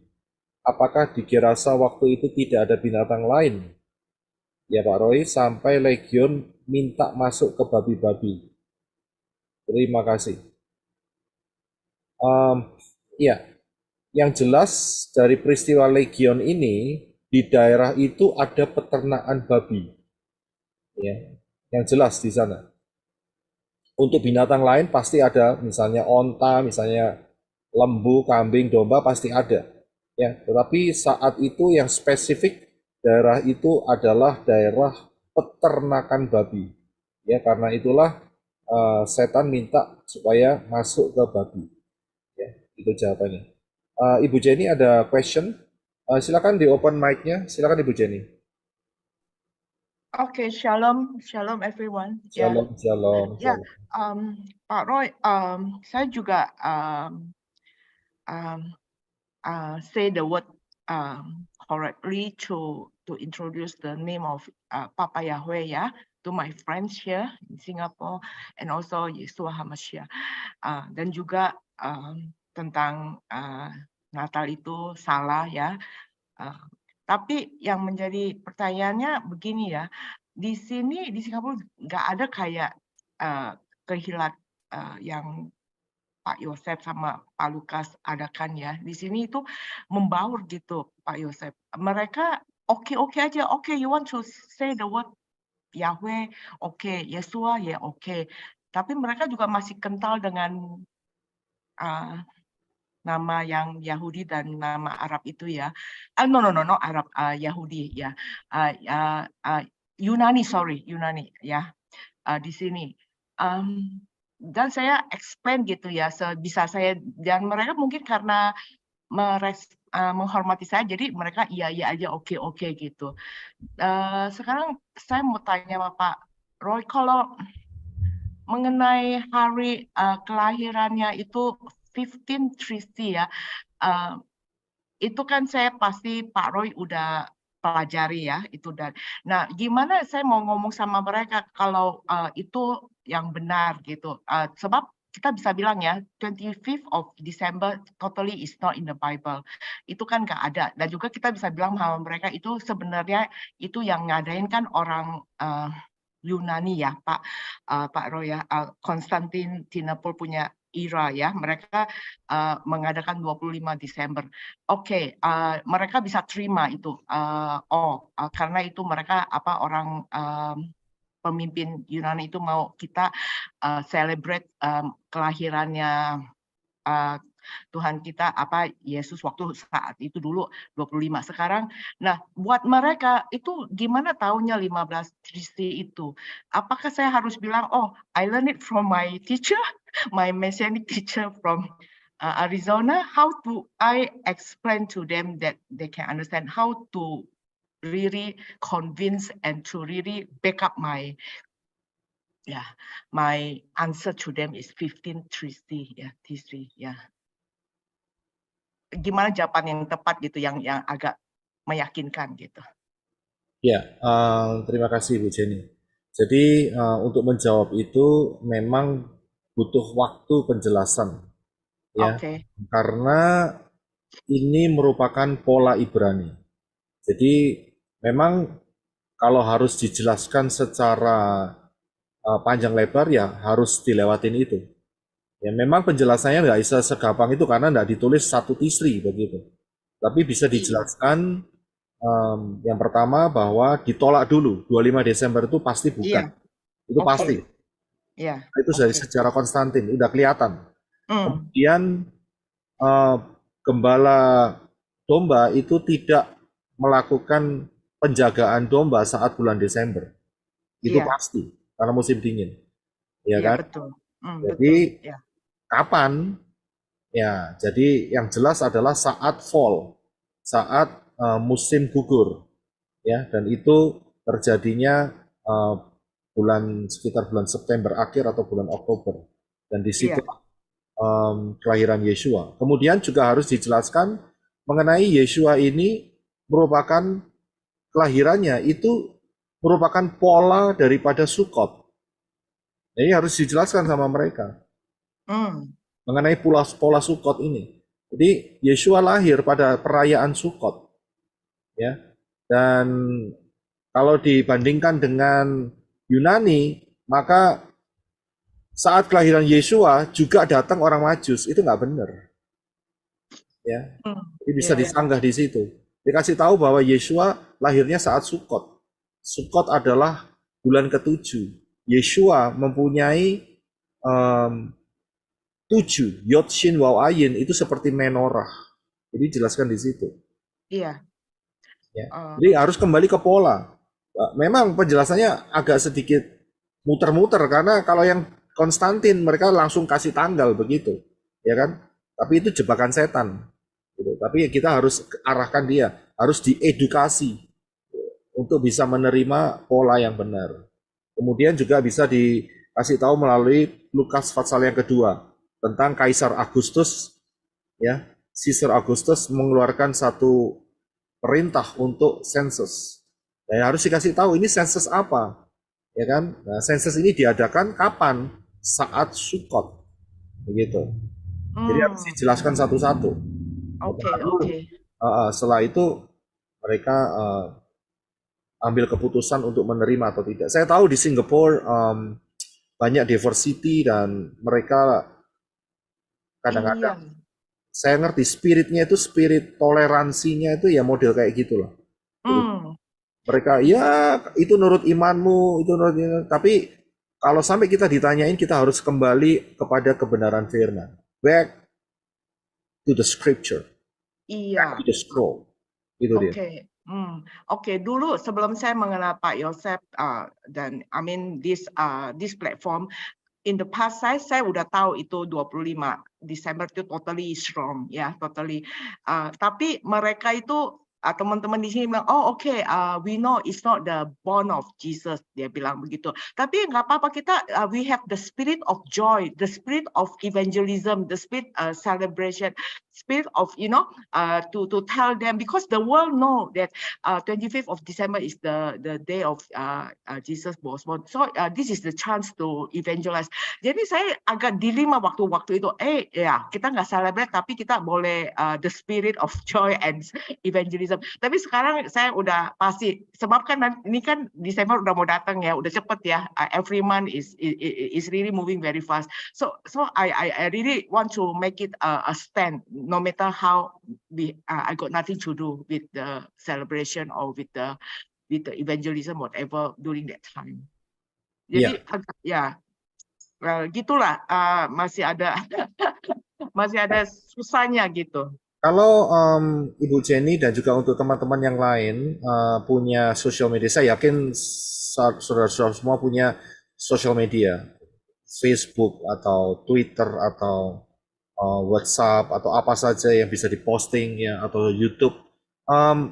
Alangkah baiknya, karena di depan kita ini nanti 3 bulan lagi kita sudah masuk di dalam 3 perayaan, yaitu perayaan Yom Teruah, Yom Kippur, sama Sukot. Nah, ini mulai hari ini itu kita sudah propaganda gitu. Sudah kampanye. Ya, betul. Udah kampanye, betul. Ya, jadi ini saat yang tepat ini. Bulan 7 ini sudah mulai diberitakan gitu. Ya kan? Mengenai Sukot. Udah digilir aja gitu. Ya, mengenai 3 hari raya yang udah mau masuk ini sebabnya. Ya, udah mau masuk 5784 ya. 5784, haleluya, udah semakin dekat. Iya.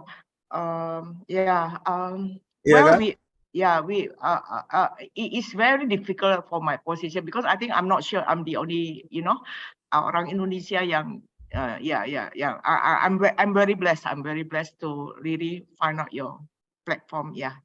Tapi ya itulah struggle-nya saya. Sebisa saya lah, saya usahakan ya, saya bisa. Thanks. Jadi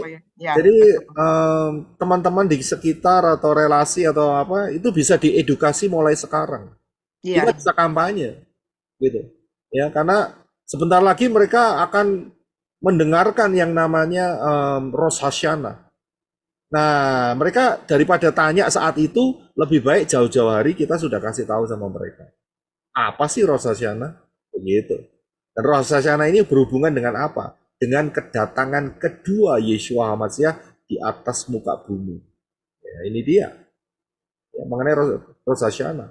Ya, jadi itu bisa disertakan. Begitu. Mulai sekarang, ayo pada kampanye semua nih. Ya. Kita nggak kampanye tentang pemilihan presiden 2024, tapi kita kampanye tentang nama besar Bapak Yahweh. Ya. Terus lagi ada tambahan, Ibu Rica mengingatkan mengenai kain lampin yang dipakai untuk menutup Yeshua HaMashiach. Nah, itu adalah kain yang selalu dipergunakan untuk perayaan Sukot. Itu dia, itu buktinya ada di sana. Terima kasih untuk Ibu Rica bisa menambahkan hal ini, ya. Jadi akan sangat menguatkan dengan bukti-bukti itu bahwa Yeshua itu lahirnya Sukot. Dan juga ingat bahwa Yeshua di Brit Milah pada hari yang ke-8, ya kan? Setelah Sukot, hari pertama. ya. Itu namanya perayaan Simchat Torah, gitu. Jadi harus kembali ke pola Ibrani untuk bisa menjelaskan tentang kelahiran Yeshua. Ya, terima kasih. Oke. Udah, Pak Roy. Ya, terima kasih Ibu Jenny. Ya, Ibu Richa mau nambahin sesuatu? Enggak. Nah, ya, oke, haleluya. Ya, Enggak, kalau Pak. gitu Enggak, Pak. kita akan selesaikan ibadah ini, dan terima kasih untuk teman-teman mempelai-mempelai Yeshua HaMashiach yang telah bergabung, ya, baik secara online dan juga di chat, ya, live chat. Ya, terima kasih, dan terus bertumbuh di dalam anugerah keselamatan yang luar biasa. Memang waktunya sudah tidak lama lagi, karena itu kita kampanye besar-besaran. Ya, jangan lagi rasa sungkan. Hari ini luar biasa, kita pembahasan mengenai cara penginjilan, ya, dengan efektif. Ya, ini sangat luar biasa. Dan minggu depan kita akan lanjutkan di Revelation, Wahyu Fatsal yang keempat. Ya, Wahyu Fatsal yang keempat. Saudara ikat pakai seat belt. Tahu seat belt, ya? Kalau naik mobil kan pakai seat belt.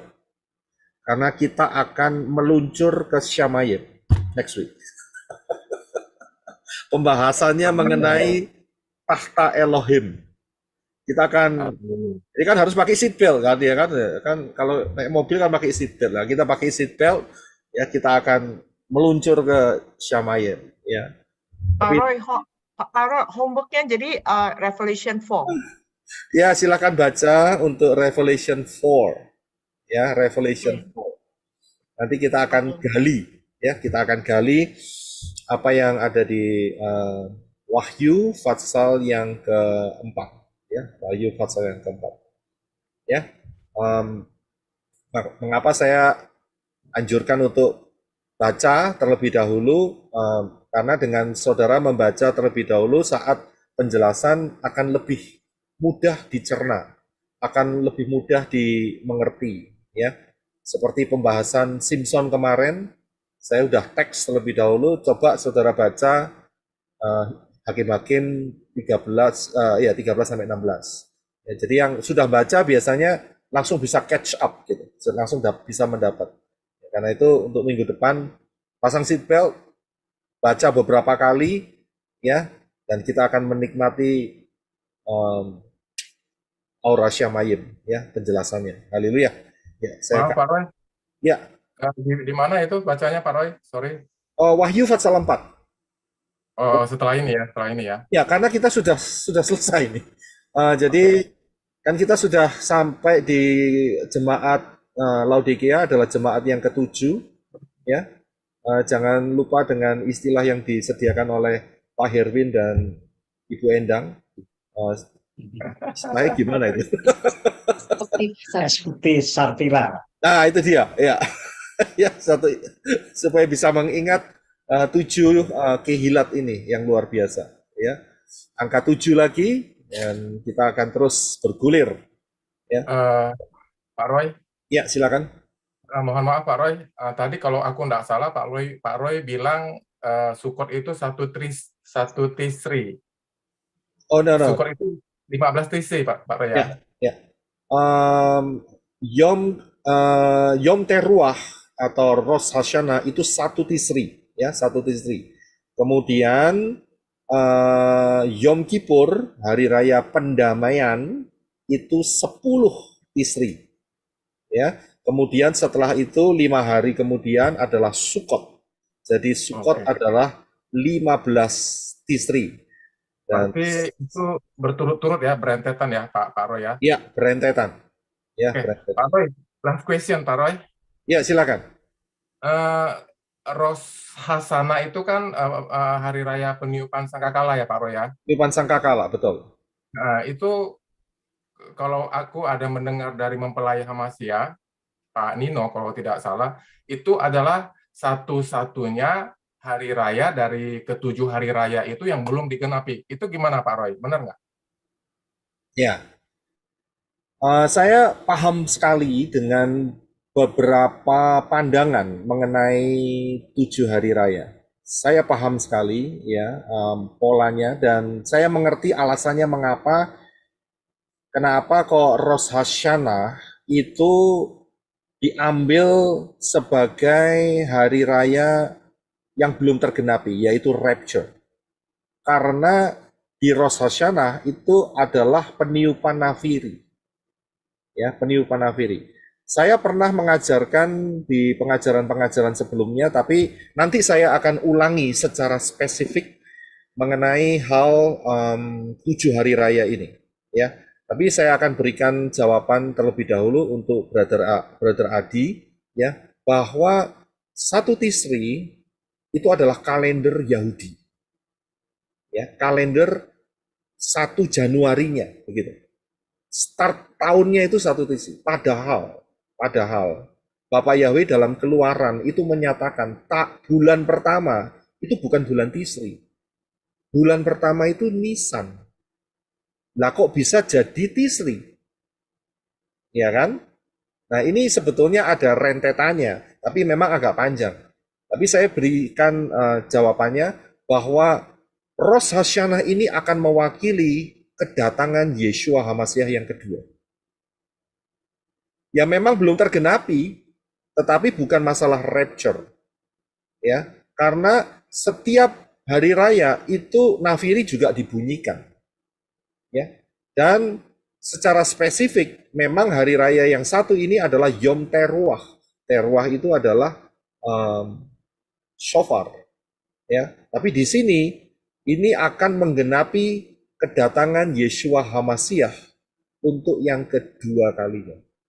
Yaitu bukan pengangkatan ya, bukan pengangkatan, tapi menjejakkan kakinya di Bukit Zaitun. Rahasianya di sini. Rahasianya di sini. Setelah Yeshua datang menjejakkan kakinya di bumi, apa yang dilakukan? Yaitu mendamaikan Israel dengan dirinya. Karena itu 10 hari kemudian adalah hari raya pendamaian. Setelah pendamaian, apa yang terjadi? Mulailah pemerintahan kerajaan 1000 tahun. Dan itu adalah digambarkan melalui perayaan Sukkot yang berlangsung selama 7 hari. Jadi itu rentetannya di sana. Ya. Nah, jadi Rosh Hashanah tidak mewakili pengangkatan, tidak mewakili. Yang mewakili pengangkatan adalah 2 hari raya. Yang pertama adalah buah sulung, yang kedua adalah perayaan 50, yaitu Shavuot. Ya, ya, di situ. Itu yang rahasia pengangkatan ada di sana. Ya, dan nanti saya akan sampaikan secara spesifik mengenai 7 hari raya ini. Ya, haleluya.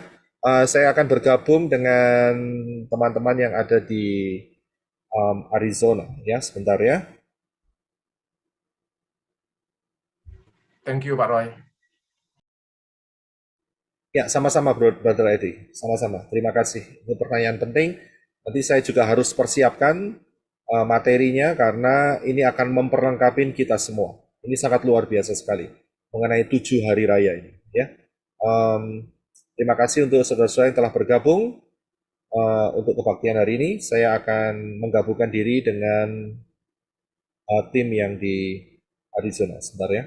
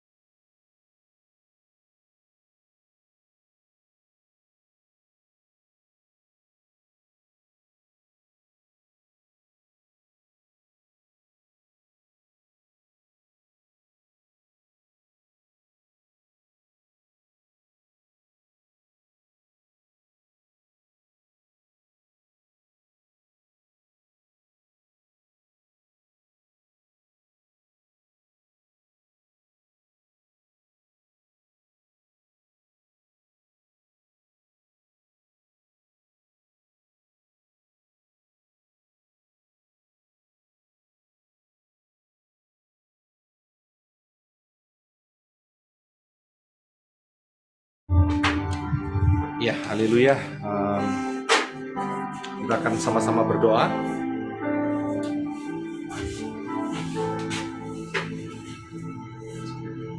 Terima kasih Abah Yahweh atas anugerah yang luar biasa untuk sharing dan perlengkapan yang Bapak Yahweh berikan dalam hidup kami.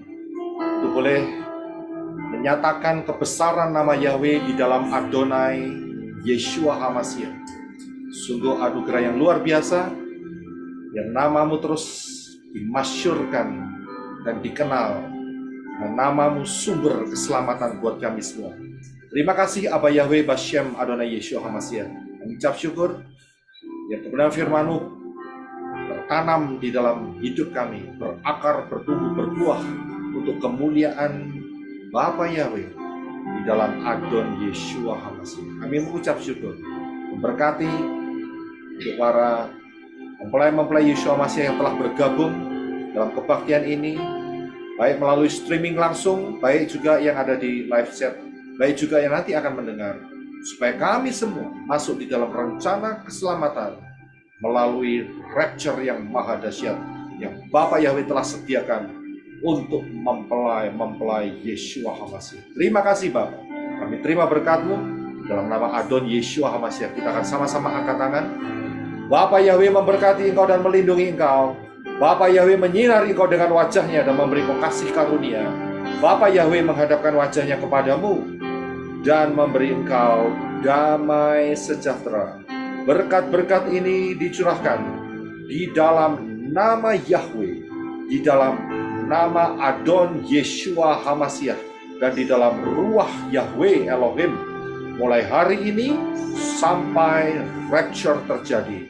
Terima berkat dari Bapa Yahweh Bashem Adon Yeshua HaMashiach. Yang percaya katakan amin. Amin. Haleluya. Yahweh Yeshua, Yahweh Yeshua, Yahweh Yeshua, Yahweh Yeshua, Yahweh Yeshua, Yahweh Yeshua, Yahweh Yeshua, Yahweh Yeshua, Yeshua, kekasih jiwaku, Yeshua, keselamatan hidupku, Yeshua, yang layak ku sembah, Elohimku, Yahweh Roh Kudus, Yahweh Roh Kudus, Yahweh Roh Kudus, Yahweh Roh Kudus. Haleluya. Beberapa pujian akan dinaikkan kepada Bapak Yahweh. Silakan.